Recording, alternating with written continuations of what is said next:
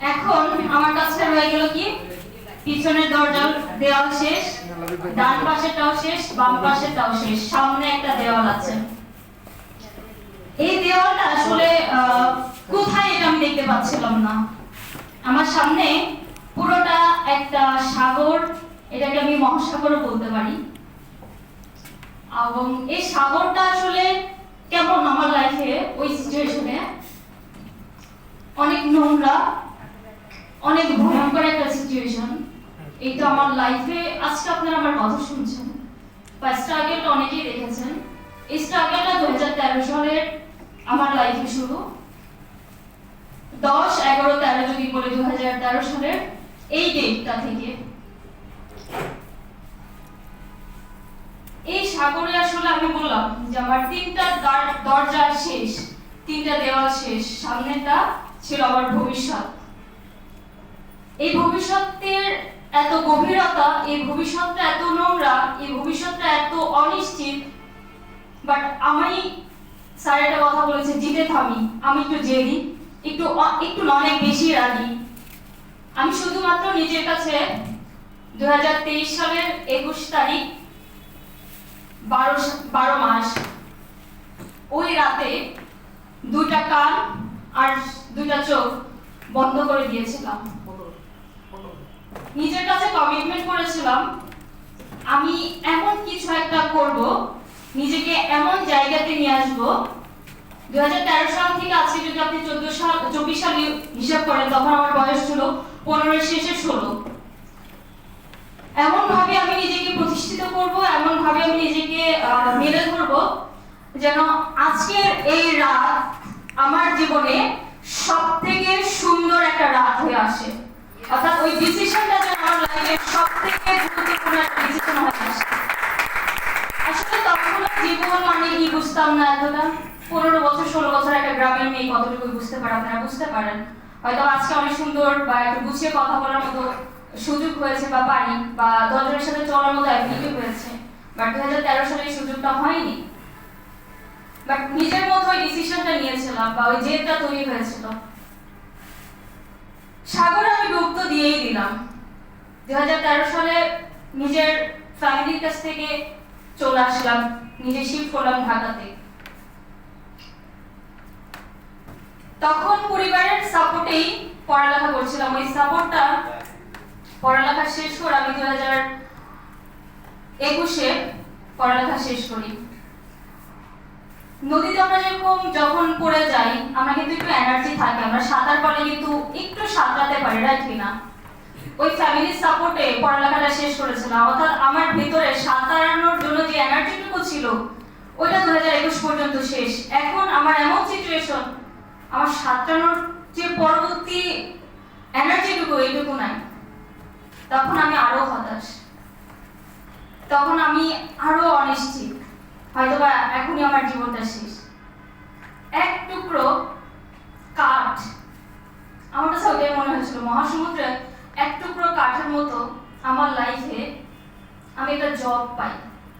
আমি যখন ইন্টার্নি করি, ইন্টার্নির পাশাপাশি একটা জব করি, যেটা স্যালারি স্টার্টিং ছিল 7,000 টাকা। ওই কাঠের টুকরো নিয়ে ভাসছিলাম, ভাসতে ভাসতে আর একটু চলতে থাকলাম। চলার পরে এমন একটা ঝড় আমার জীবনে আবার আসলো, যে কাঠের টুকরোটা আমার কাছ থেকে নিয়ে গেল। সেই ঝড়টা ছিল আমাদের করোনাকালীন সময়, যে সময়টা আমার চাকরিটাও চলে যায়। যেহেতু একটু কাঠ নিয়ে ভাষার সুযোগ হয়েছিল, অর্থাৎ আমি একটু হলেও এনার্জি সঞ্চয় করতে পেরেছিলাম, ওটা না আবার একটু চলছিলাম। চলতে চলতে একেবারেই যখন শেষ, একেবারেই যখন বাঁচার কোনো রাস্তা নাই, আর কোনো নিশ্চয়তা নাই যে আমি আজকে এখানে দাঁড়াবো, ওই সময় আমি দূর থেকে একটা নৌকা ভেসে আসতে দেখি। খুব ছোট একটা নৌকা, ওই সমুদ্রের জন্য, ওই মহাসাগরের জন্য। কিন্তু ওই নৌকার একজন নাবিক ছিলেন মশিউর তাপস স্যার।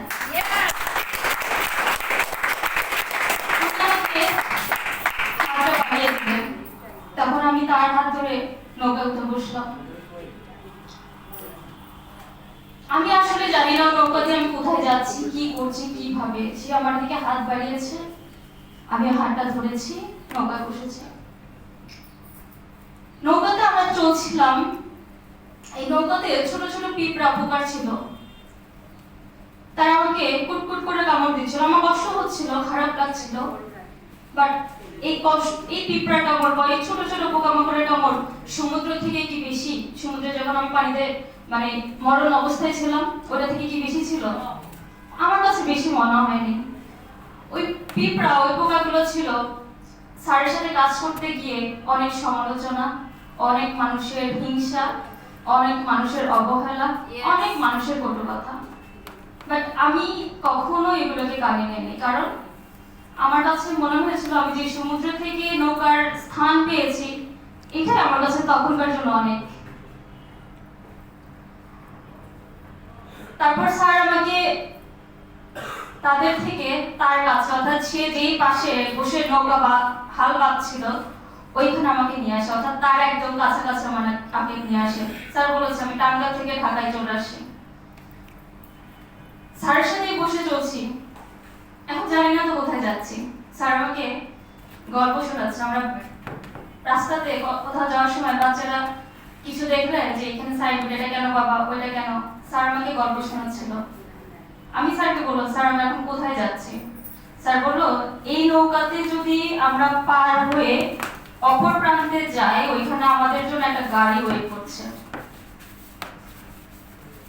এখন গাড়িটাতে যেতে স্যার আমার কি করতে হবে? কিছুই করতে হবে না, আপনি শুধু আমার সাথে থাকেন। আমি যদি এই গাড়ির কাছে যাই, আমি আপনাকেও গাড়ির কাছে নিয়ে যাব। আমি জানি না আসলে সে আমাকে মোটিভেট করার জন্য ওই দিনে কথা বলেছিল, না আমাকে আসলে সাকসেস করার জন্য বলেছিল, না তার সে নেটওয়ার্ক ইন্ডাস্ট্রিতে এই কথা বলতে হয় দেখে বলেছিল। বাট আমি বিশ্বাস করেছিলাম যে ওনার হাতটা যদি আমি ধরে রাখতে পারি, উনি যদি এই নৌকা দিয়ে ওই গাড়ি কাজ পর্যন্ত যায়, তাহলে আমি নিশ্চিত যে আমি ওই গাড়ি কাজ পর্যন্ত যেতে পারবো, ওই গাড়ির কাছে আমিও পৌঁছাবো, আমিও এই নদীর কিনারাতে পৌঁছাবো। বিশ্বাস করেন নদীটা তো অনেক গভীর, মহাসাগর, অনেক নোংরা। নোংরা কি জানেন? নেটওয়ার্ক ইন্ডাস্ট্রিতে মানুষ মনে করে মেয়ে মানুষ কাজ করা অনেক সহজ। আমার একটু বেশি বলে, হয়তো বাবার গায়ের রং একটু সাদা হওয়ার কারণে। যদিও আমি এতটাও সৌন্দর্য না, বা আমি এতটাও সুন্দর না, যদি আমি এত সুন্দরী হতাম তাহলে আমার লাইফেও প্রেম এসে কখনো হারিয়ে যেত না। আমার লাইফেও কিন্তু প্রেম এসে হারিয়ে গেছে। সো আমি এতটাও সুন্দর না কিন্তু, বাট হয়তো বা মানুষের কাছে মনে হয়েছে। এই সুন্দর হওয়ার কারণে আমার মনে হয় কাজের বাবার স্ট্রাগলটা আরেকটু বেশি বেড়ে গেছে। যাদেরকে ইনভাইট করি কফি খাওয়ার জন্য ইনভাইট, মানে তারা আমাকে কফি খাওয়ার জন্য ইনভাইট করে, একদিন ঘুরতে যাওয়ার জন্য ইনভাইট করে, একদিন তাকে 1 ঘন্টা সময় দেওয়ার জন্য ইনভাইট করে। কয় হাজার প্যাকেজ নিয়ে আপনার সাথে কাজ করতে হবে, কয় লাখ টাকা লাগবে, এটা কোনো ব্যাপার না, আপনি আমার সাথে একদিন কফি খেতে আসেন। তো এই নোংরা এই সিচুয়েশনটা আমাকে অনেক বেশি, অনেক বুদ্ধিমত্তার সাথে পার করতে হয়েছে, এবং এই বুদ্ধিটা আমার কোনো দিনই ছিল না। স্যার আমাকে সবসময় এই জায়গাটাতে অনেক বেশি সাহস দিয়েছে, সাপোর্ট দিয়েছে, অনেক কিছু বুঝিয়েছে। এই নদীতে চলতে চলতে এই পরিষ্কারটা, অর্থাৎ এই নোংরা মানসিকতার ভেতর থেকে বের হয়ে আমরা একটু ভালো স্বচ্ছ পানির দিকে আগাচ্ছি। আমি একটা অ্যাচিভমেন্ট এসেছি। তখন আসলে স্যার আমাকে গল্প করে এভাবে বলছিল, এই যে আমরা এখান থেকে পার হলাম, আপনি দেখেন ওই সামনে একটা বড় জাহাজ আছে, জাহাজটা অনেক সুন্দর, অনেক ভালো। আমি যদি বর্তমানে আমাদের সব থেকে বড় জাহাজের কথা বলি, ওশেন অফ দ্য সিজ, এই জাহাজটা এখন ওটা প্রায় 6টা ফুটবল মাঠের সমান। তার মানে আমরা ইমাজিন করতে পারছি যে 6টা ফুটবল মাঠ হলে কত বড় হয়। স্যার তো আসলে নেটওয়ার্ক ইন্ডাস্ট্রি সম্পর্কে জানে, আমার তো কোনো আইডিয়া নেই। আমি তো পড়ালেখা শেষ করেছি মেডিকেল সেক্টর থেকে। আসলে আমি পৃথিবীতে নেটওয়ার্ক ইন্ডাস্ট্রি ডাইরেক্ট সেলিং নামে কোনো একটা সেক্টর আছে এটাই আমি জানতাম না। আমি যাদেরকে প্ল্যান দেখাতে গেলাম তারা উল্টা আমাকে প্ল্যান দেখালো যে এটাতে এরকম এরকম আছে। তো সেই জায়গা থেকে আসলে এই সেক্টর সম্পর্কে আমার কোনো আইডিয়া ছিল না।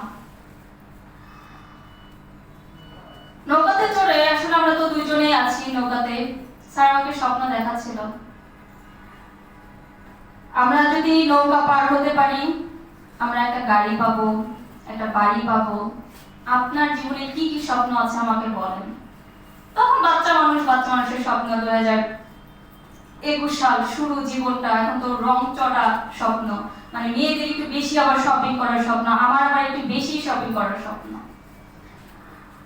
তখন আমি সবসময় আগে থেকে 2010 থেকেই 2019 পর্যন্ত আমি একটা চেইন পরতাম, যে চেইনটা যদি স্বর্ণের ওজন চিন্তা করি 14.5 আনা ছিল।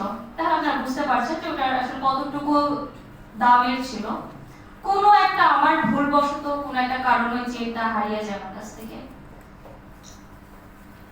তখন আমি স্যারকে বলছিলাম যে আমার সাথে কিছু দরকার নাই, আমি শুধু আমার একটা চেন, যে চেনটা হারিয়ে গেছে ওইটা বানাতে চাই আমার, কারণ এটা আমার ফ্যামিলিকে তো আমাকে জবাব দিতে হবে যে কই আছে এটা। স্যার বললো ওটা কতটুকু, পরে বললাম 14.5 আনি। বলছে আচ্ছা ঠিক আছে, এই চেন আপনি 1 মাসের ইনকাম দিয়ে বানাতে পারবেন। বলছে সহজ? বলছে সত্যি? বলছে হ্যাঁ অনেক সত্যি, আপনি শুধু আমার সাথে বসে থাকেন, আমি আপনাকে দেখেন কি করি। পরে বললো যে তারপরে কি স্বপ্ন? আমি বললাম তারপরে স্বপ্ন আমি চোখ দিয়ে যদি শপিং এ যাই বা আমি রাস্তাতে কোথাও যাচ্ছি, চোখ দিয়ে তাকাবো, আমার চোখে যদি এটা ভালো লাগে আমি ওটা কিনবো, এইটুকু সামর্থ্য আমার হলেই হবে। বলছে এইটাও কোনো ব্যাপার না, এইটা আপনি ধরেন যদি আপনি মনে করেন একটা লাক্সারিয়াস গাড়ির কথাও চিন্তা করেন 1-2-5 কোটি টাকা, এটা এক্সপ্লেন ওয়ার্ল্ড থেকে আপনি আগামী 10 বছরে ইনকাম করার মতো অবস্থা এখানে আছে। আচ্ছা তারপরে কি স্বপ্ন? তারপরে স্যার আমার ফ্যামিলি নিয়ে স্বপ্ন। আমার ফ্যামিলিতে আমরা 6 বোন, ভাই নেই, বাবা মায়ের দায়িত্ব, ভাগ্নে ভাগ্নিদের কাছে মামার দায়িত্ব, বোনদের কাছে ভাইয়ের দায়িত্ব, পরিবার বাবার যে সোসাইটি আছে তাদের কাছে একজন নাগরিক হিসেবে দায়িত্ব। এই দায়িত্বগুলো আমি পালন করতে চাই। বলেছে আসলে এইগুলোর জন্য আসলে আপনার সর্বোচ্চ 1 মাসের ইনকাম বা 15 থেকে 20 দিনের ইনকাম হলে আপনি এগুলোকে মেইনটেইন করার মতো অ্যাবিলিটি রাখতে পারবেন। আমরা কিন্তু নৌকাতে যাচ্ছিলাম, আমরা কিন্তু থেমে নাই, আমরা কিন্তু আস্তে আস্তে কি আগাচ্ছিলাম। স্যার আমাকে গল্প করে শোনাচ্ছিল। তারপরে স্বপ্ন কি? আমার বাড়ি হচ্ছে রাজবাড়ি, অনেকেই জানেন ফরিদপুর রাজবাড়ি, কিন্তু আমার খুব আফসোস এই রাজবাড়িতে দেখার মতো বা ঘোরার মতো কোনো রাজবাড়ি বা রাজাদের কোনো বাড়ি নেই। যেটা আছে এটা আসলে সংস্করণের অভাবে এটা বিলীন প্রায়। আমার একটা স্বপ্ন, আমি রাজবাড়িতে একটা রাজবাড়ি করব বা একটা রাজাদের মতো একটা বাড়ি করব, যে বাড়িটা আগামী প্রজন্ম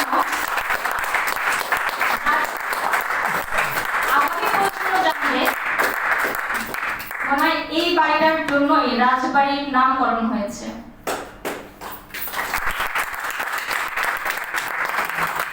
ওইটার সাথে আরেকটা বিষয় আমি আমার মনের প্রশান্তি, ভাই না থাকলে আসলে বাবার নামটাও বেশি দিন টিকে থাকে না, আমার মেয়েদেরও খুব বেশি নামটা শ্বশুর বাড়িতে গেলে টিকে থাকে না।